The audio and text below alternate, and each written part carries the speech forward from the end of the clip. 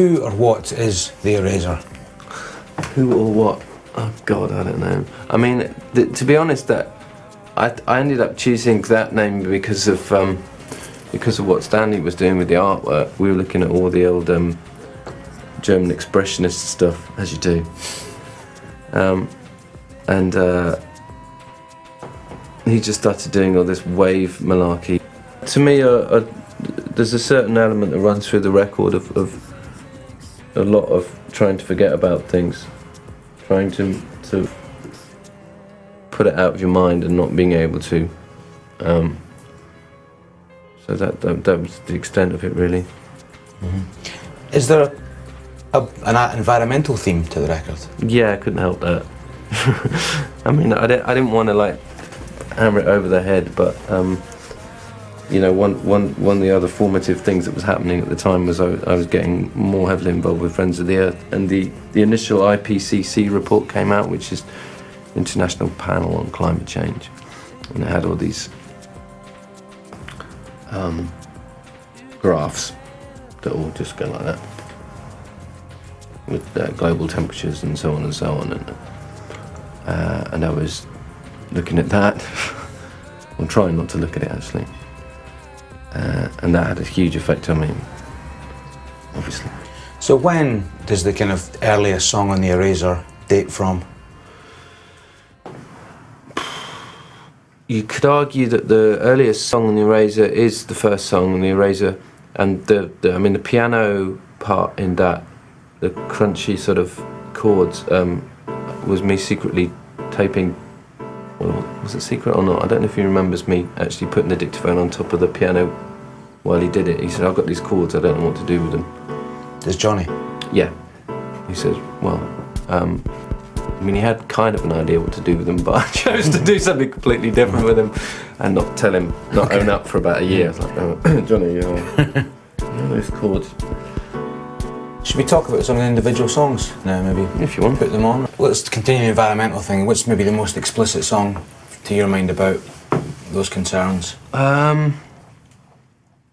would say The Clock. The Clock? Actually. Okay. Which is the third one.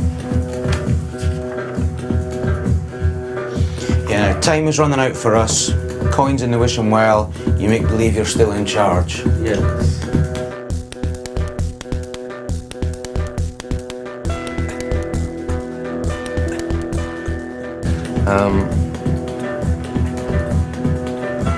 I mean, it's like it's sort of a disco tune, but I can't really actually hear what I'm saying.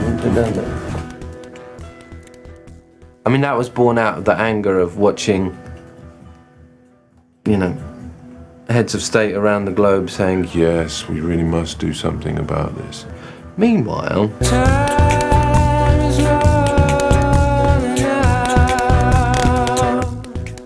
Here are the latest growth figures. and no one actually grappling with the wider questions. Everyone just sort of shuffling little bits of paper around on the table going, Yeah, we really need to do something about this. just change the time and no one will know it's happening. The most frightening thing I find about what's going on at the moment is that no one is really engaging with the fact that we can't have endless growth. We can't endlessly consume as human beings. This is no longer like, you know, smelly hippies talking. Anybody who's got time to think about it should be thinking to themselves, well, hang on a minute, there's something fundamentally flawed in the way that we're proceeding. Most of us are still labouring under the illusion this is all going to happen in a couple of 100 years, and it's not. We're talking about 50 years.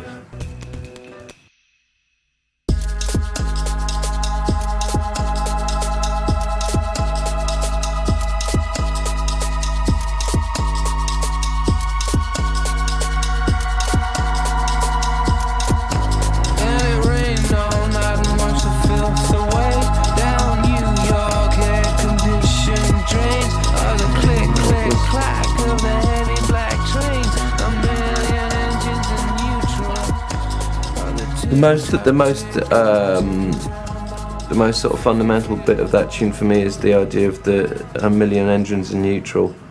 You know, if you sit in a Tokyo traffic jam, you can't help thinking that perhaps this isn't the best way to proceed.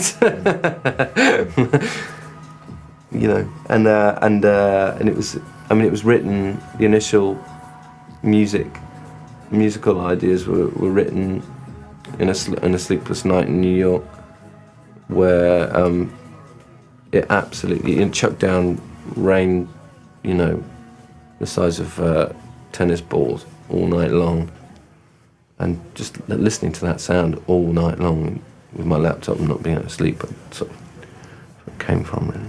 Atoms for Peace. I love that song, and I like the line, I want to eat your artichoke heart. Can you tell us where that song and that image came from? That was like one of those 10-minute written in a hurry things that just sort of came out really.